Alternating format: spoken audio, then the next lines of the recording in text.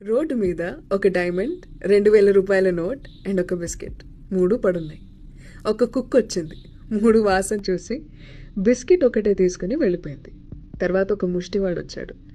ఈరా ఎవరికి కావాలి అని డైమండ్ని పక్కన పెట్టి 2000 రూపాయల నోట్ తీసుకుని ఇంటికి వెళ్ళిపోయాడు. తర్వాత ఒక బిజినెస్ మ్యాన్కి ఆ డైమండ్ దొరికింది. అరేవా, ఇంత విలువైన వజ్రం అని కంటి కత్తుకొని తీసుకుని వెళ్ళిపోయాడు. నా లెట్స్ ఇమాజిన్, ఒకవేళ ఆ కుక్క 2000 రూపాయల నోట్ తీసుకొని ఉంటే అది చెల్లేదా? లేదు, ఆ డైమండ్ తీసుకొని ఉంటే అది బై మిస్టేక్ మింగేసుని ఉంటే ఎంత పెద్ద డేంజర్. అదే ఒకవేళ ముష్టివాడు ఆ డైమండ్ తీసుకొని ఉంటే ఎక్కడ అమ్మేవాడు? వాడికి అసలు దాని విలువ ఎలా తెలిసేది?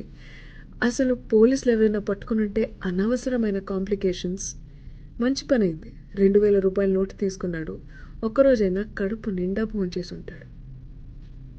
అండ్ ఆ డైమండ్ ఆ బిజినెస్ మ్యాన్కి దొరకడమే కరెక్ట్. యూసీ, నువ్వు డైమండ్ లాంటి మనిషివి.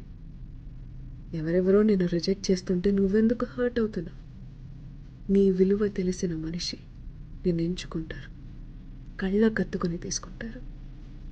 రిజెక్ట్ చేసిన వాళ్ళని తలుచుకుంటూ ఏడవటం ఆపు, సరేనా? నా డైమండ్